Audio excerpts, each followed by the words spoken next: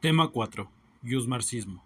Integrantes: Fernando Iñaki Salinas Bonilla, Ricardo Lagunas Pérez. Definición del marxismo. La corriente marxista se refiere a una aproximación teórica y crítica que combina elementos del derecho y el marxismo.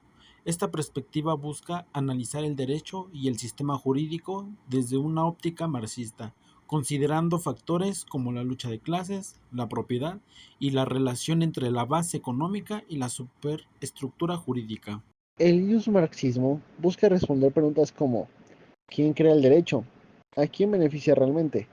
¿Por qué ciertas conductas son legales y otras no? Y sobre todo, ¿el derecho es verdaderamente justo o solo aparenta serlo? Para responder todo esto tenemos algunos postulados, el primero es, el derecho es una expresión ideológica de la clase dominante. El primer postulado afirma que el derecho refleja los intereses de la clase dominante, es decir, quienes tienen el poder económico también tienen el poder político y por lo tanto influyen en la creación de las leyes. Por ejemplo, en el sistema capitalista, la clase dominante es la burguesía, dueña de los medios de producción. Las leyes que protegen la propiedad privada o los contratos de trabajo, por muy neutras que parezcan, en realidad están diseñadas para proteger sus intereses. Así, el derecho se convierte en un instrumento para mantener el orden existente, un orden que beneficia principalmente a quienes ya están en la cima. El segundo postulado, el derecho forma parte de la superestructura social. Este segundo postulado parte de la teoría marxista de que toda sociedad está compuesta por una infraestructura y una superestructura. La infraestructura es la base económica, mientras que la superestructura influye el derecho, el Estado, la religión y la cultura. El derecho entonces no nace por sí solo, sino que es una consecuencia de las relaciones económicas. Si cambia la forma en que una sociedad produce sus bienes y servicios, también cambiarán sus leyes. Por eso, según el marxismo, no podemos entender el derecho sin analizar primero al sistema económico en el que se aplica. Como tercer postulado tenemos, la forma jurídica surge del intercambio mercantil. Este tercer postulado lo desarrolla específicamente el autor Evgeny Pashukanis, uno de los más importantes teóricos del marxismo. Él afirma que el derecho moderno no podría existir sin el intercambio de mercancías. Es decir, cuando las personas comienzan a intercambiar bienes en una economía de mercado, surge la necesidad de normas que regulen estas relaciones, contratos de propiedad, responsabilidad civil, etc. Por eso, el derecho civil, como lo conocemos hoy, está profundamente vinculado al capitalismo, y según esta corriente, no puede separarse de él. En cuarto lugar tenemos el derecho reproduce y legitima la desigualdad social. Este postulado es central para el marxismo. Se nos ha enseñado que el derecho trata a todos por igual, que todos somos iguales ante la ley, pero esta igualdad es solo formal, no real. En la práctica, el derecho refuerza las desigualdades. Por ejemplo, una persona rica tiene más acceso a abogados, a recursos legales y a formas de defenderse, mientras que una persona pobre difícilmente puede acceder a una defensa adecuada. Además, al proteger la propiedad privada sobre los medios de producción, el derecho asegura que los trabajadores sigan en una posición subordinada, lo que mantiene la desigualdad. En quinto lugar tenemos el derecho en el socialismo debe transformarse. Para el marxismo, cuando se supera el sistema, cuando se supera el sistema capitalista y se entra en una etapa socialista, el derecho también debe cambiar. Ya no debería servir a una clase dominante, sino al bienestar común. Con el tiempo, si se logra una sociedad sin clases, es decir, el comunismo, el derecho dejaría de ser necesario tal como lo conocemos. Ya no habría necesidad de normas impuestas desde arriba porque la sociedad se autorregularía de manera colectiva. Este ideal nos puede sonar lejano o utópico, pero forma parte del pensamiento marxista y ha sido parte de proyectos revolucionarios a lo largo de la historia. En sexto lugar tenemos el Estado y el derecho son instrumentos de dominación. El marxismo considera que tanto el Estado como el derecho existen para dominar, no son neutros ni naturales. Su función principal es poder mantener el poder de una clase sobre otra. En otras palabras, el Estado no es el mediador imparcial que nos han pintado, sino una herramienta que utiliza la clase dominante para garantizar que el sistema siga funcionando a su favor. Por eso, el marxismo propone no solo una crítica al derecho, sino también su transformación radical como parte de un intercambio profundo en toda la sociedad. En resumen, el marxismo nos ofrece una mirada crítica al derecho que nos invita a cuestionar su verdadera función en la sociedad. Nos muestra que el derecho no es simplemente un conjunto de normas justas, sino un reflejo de las relaciones de poder existentes. Comprender esto es importante para quienes estudiamos derecho, porque nos obliga a pensar más allá del aula y preguntarnos, ¿a quién sirve realmente el sistema jurídico? ¿Y cómo podríamos transformarlo para que sirva a todas y no solo a unos cuantos? A continuación les voy a presentar a 4 pensadores que desarrollaron esta teoría. El primero es Evgeny Pashukanis, un jurista soviético que escribió su obra más importante en 1924, llamada Teoría General del Derecho y el Marxismo. Él es probablemente el teórico más influyente del marxismo. Él decía que el derecho tal como lo conocemos es una forma específica que solo existe en el capitalismo. ¿Por qué? Porque el derecho se basa en la idea de sujetos jurídicamente iguales que intercambian mercancías. Y eso solo ocurre dentro del mercado capitalista. Por lo tanto, para Pashukanis, el derecho no es eterno ni universal. Cuando desaparezca el capitalismo, también desaparecerá la forma jurídica. Sí, su teoría fue muy influyente, pero con el tiempo fue rechazada por el régimen estalinista, que prefería una visión más funcional del derecho socialista. Pashukanis fue arrestado y ejecutado en 1937 durante las purgas. El segundo es Karl Renner, un sociólogo y político austriaco que su obra más destacada es Las instituciones del derecho privado y su función en la economía. Renner hizo un análisis muy interesante. Explicó que las instituciones jurídicas como la propiedad, el contrato o la familia pueden mantenerse en su forma, pero cambiar completamente en su contenido. Por ejemplo, la propiedad privada no significa lo mismo para un pequeño campesino que para una gran corporación. Esto, esto le permitió mostrar cómo el derecho puede ser un medio de adaptación del sistema capitalista, sin necesidad de hacer cambios evidentes. Renner fue un pionero en el análisis funcional del derecho y en cómo el derecho puede camuflajear las transformaciones económicas profundas. El tercero es Antonio Gramsci, un filósofo y político italiano que nos escribió una teoría jurídica como tal. No la escribió, pero sus ideas influyeron muchísimo en el marxismo. Su principal aportación es el concepto de hegemonía. Gramsci decía que la clase dominante no se mantenía solo por la fuerza, sino por el consentimiento que logra a través de la cultura, la educación y también el derecho.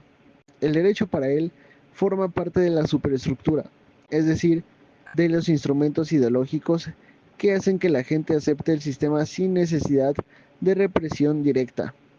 Por eso, para Gramsci, una evolución no basta con cambiar la economía, hay que transformar también la cultura, la educación y el derecho para romper la hegemonía de la clase dominante. El cuarto y último es Nikos Poulantzas, un pensador greco-francés que combinó el marxismo con el estructuralismo. Su obra más conocida es Poder político y clases sociales. Poulantzas planteó que el Estado y el derecho no son simplemente herramientas de una clase dominante, sino que son espacios de lucha donde las distintas clases sociales intentan imponer su proyecto. El derecho, en este sentido, es una forma en la que se condensan las relaciones de poder de la sociedad. A diferencia de Pachucanis, Poulanzas no creía que el derecho desapareciera con el socialismo. Él pensaba que podría transformarse, pero seguiría siendo necesario para organizar la sociedad. Esta visión más compleja y menos determinista ayudó a modernizar el iusmarxismo. En conclusión, los cuatro pensadores que les presenté coinciden en que el derecho no es algo neutral, sino que está al servicio de los intereses de la clase. Pachucanis lo vio como una forma capitalista que debe desaparecer. Renner mostró cómo se adapta el derecho a los cambios económicos. Gramsci lo relacionó con la cultura y la hegemonía. Y Poulanzas lo entendió como una expresión de las luchas de poder en la sociedad. El marxismo, en sus distintas versiones, nos invita a mirar el derecho no como algo técnico o aislado, sino como una herramienta política y económica que forma parte de la lucha entre clases.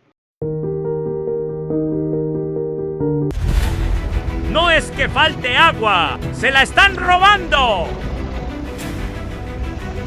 Ya es frecuente ver filas de pipas particulares esperando cargar agua del Pozo de las Américas.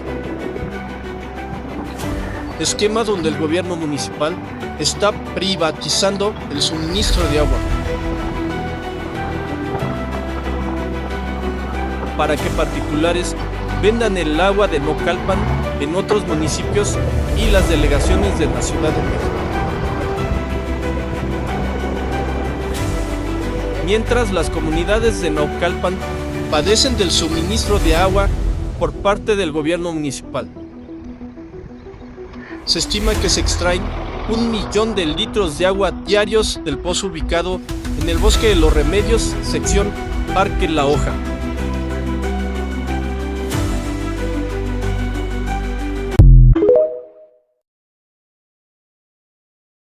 Como pudimos analizar en el anterior video, la privatización del agua es un tema que afecta a muchos. Desde una perspectiva marxista, esto refleja cómo el capitalismo busca beneficiarse a costa de los derechos de la gente, ya que, como siempre lo hemos visto, el rico siempre trata de ser beneficiado a costa de las personas que se ganan la vida día a día para tener un sustento en su casa. Cuando el agua se convierte en una mercancía, las empresas privadas buscan ganar dinero sin importarles el impacto en la sociedad.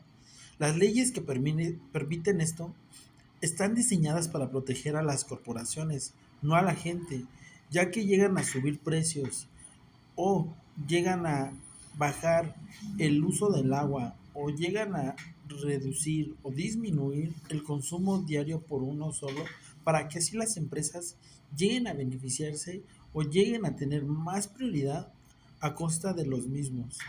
La lucha por el acceso al agua es una lucha por la justicia.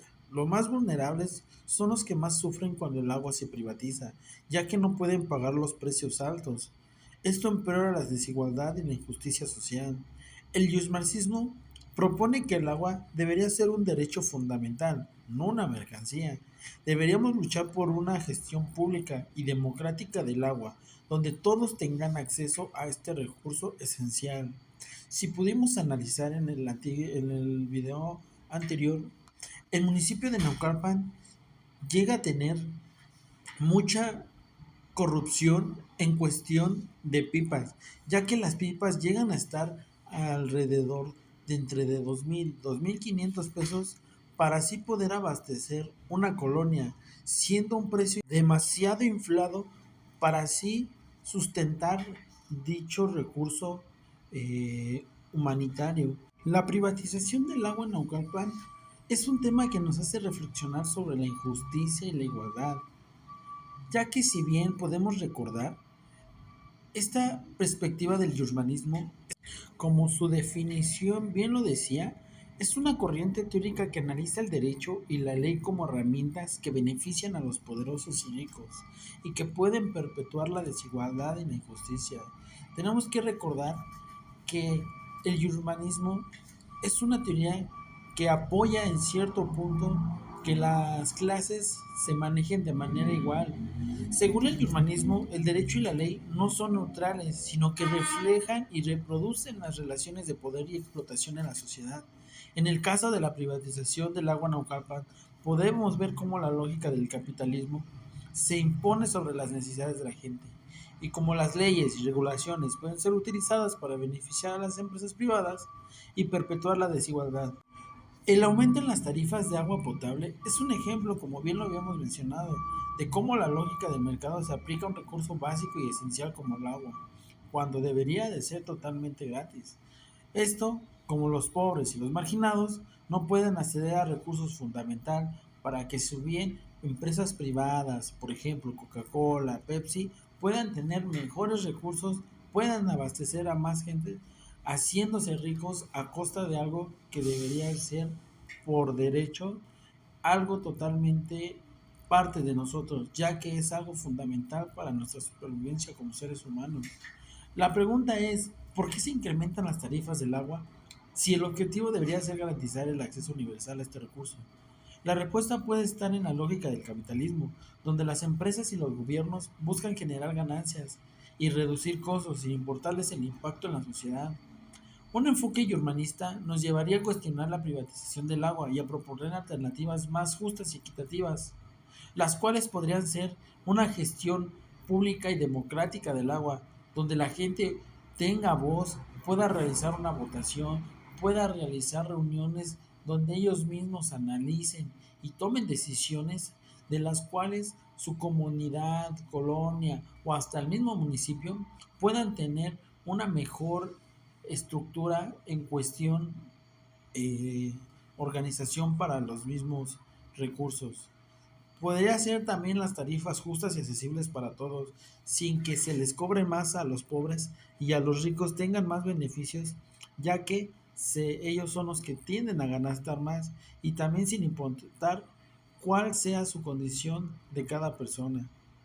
También podría ser un mejor ejemplo la inversión en infraestructura hidráulica para mejorar la capacidad de almacenamiento y distribución de agua, pero podemos tener muy en claro una cuestión. Así como el urbanismo lucha por los derechos del pobre hacia el rico, también tenemos que recordar que así como se propone una inversión a la infraestructura hidráulica, para así tener un mejor almacenamiento, tendremos que tener esa responsabilidad y cuestiones de personal para cuidarlo y no aventar basura y no decir siempre el rico es el rico y no siempre es el pobre. Otro claro ejemplo también sería que hubieran programas de educación y conciencia sobre el uso responsable del agua, ya que, como bien lo habíamos mencionado, tenemos que tener esa conciencialización para que las personas tengan ese cuidado, así como lo piden, también lo tengan, ya que no nada más es recibir y no dar nada, al contrario, tenemos que tener esa educación, la cual tenemos que cuidar el agua, tener ciertos puntos, a fin de que no nada más digamos por qué él sí lo hace y uno no. Otro claro ejemplo es la reforma laboral, donde en 2019 el gobierno de México aprobó una reforma laboral que generó gran controversia y oposición entre los trabajadores y sindicatos. Desde una perspectiva marxista, podemos analizar cómo esta reforma refleja y reproduce las relaciones de poder y explotación en la sociedad mexicana. La reforma laboral flexibiliza los derechos de los trabajadores y reduce los costos laborales, lo que beneficia directamente a las empresas y a la clase capitalista. Esto se traduce en mayores ganancias para las empresas y una mayor acumulación de capital en manos de la clase dominante. El impacto en los trabajadores de esta reforma perjudica directamente no solo a los trabajadores, sino también a sus familias, ya que la pérdida de derechos y la precarización de las condiciones laborales pueden llevar a una disminución en la calidad de vida y un aumento en la seguridad laboral, ya que derivado a trabajos y contratos reducidos llega a haber mucho desempleo injustificadamente, lo que produce mayor desempleo en las calles y genera una mayor inseguridad, ya que aumentan los robos y aumenta diferentes tipos de delincuencia. La relación de poder entre las clases. La reforma laboral refleja la relación de poder entre la clase capitalista y la clase trabajadora en México. La clase dominante tiene más influencia y poder para imponer sus intereses y proteger sus ganancias, mientras que los trabajadores y sindicatos tienen menor capacidad para defender sus derechos y mejorar sus condiciones laborales. Algo que es muy aceptable y muy defendible y hasta admirable hoy en día es la lucha por los derechos laborales, ya que si bien el tema del marxismo menciona mucho la relación entre el capitalismo y los trabajadores, podemos ver claramente la desigualdad de poder, ya que, como bien mencionábamos, la lucha por los derechos, la lucha contra la reforma laboral, es un ejemplo de cómo los trabajadores y sindicatos pueden resistir y cuestionar la explotación y la opresión en lugar de trabajo. Un análisis marxista de esta lucha puede ayudarnos a entender mejor las dinámicas de poder y explotación en la sociedad mexicana y a buscar alternativas más justas y equitativas para regular las relaciones laborales, ya que si bien muchas veces la clase dominante llega a suprimir mucho al trabajador, teniendo que recurrir a artimañas o acciones las cuales perjudiquen directamente contra la vida de él mismo, sabiendo que si bien todos unieran fuerzas y lucharan por sus derechos, así como los sindicatos que protegen los derechos de los trabajadores, podrían generar mayor fuerza incluso ante la clase dominante, ya que si bien también los derechos del trabajador deben ser respetados, ya que el marxismo es lo que buscaba, siempre oprimir también a la clase que trata de oprimir al trabajador, ya que si bien la igualdad entre ambas clases tiene que ser justa, ya que también el trabajador quiere salir adelante, ya que busca siempre salir más allá de donde viene, ya que no nada más es el trabajador el que se perjudica, también la familia. La reforma laboral, en su bien, muchos cuestionan el por qué es tan mala. En estos apartados podemos ver lo malo, lo feo de dicha reforma, ya que contratos a términos indefinidos como regla general quiere decir que si tú firmas un contrato no será por forma permanente, pueden despedirte el día que ellos ya no asistan de tus servicios o si bien tienden a despedirte por causas injustificadas.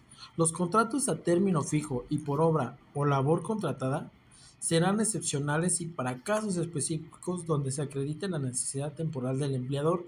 ¿Eso qué quiere decir? O en pocas palabras, quiere decir que si tú no eres alguna persona llegada o no eres alguna persona de alto importancia en la empresa, pueden nada más darte un tiempo indefinido para volverte a generar otro contrato y así no generes antigüedad, por lo cual no podrás generar alguna antigüedad en dicha empresa y tus contratos no serán válidos para dicha prestación.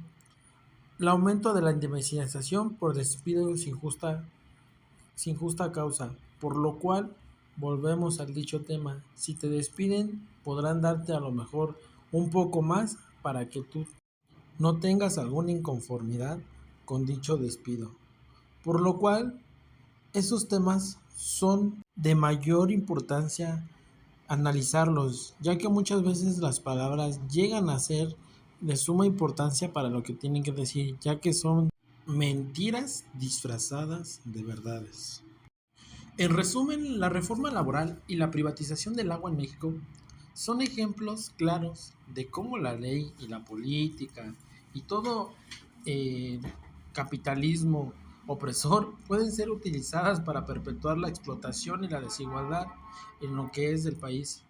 Un análisis marxista de estos temas puede ayudarnos a entender mejor las relaciones de poder y explotación en la sociedad mexicana y a buscar alternativas más justas y equitativas para regular las relaciones laborales y el acceso a los recursos básicos como el agua.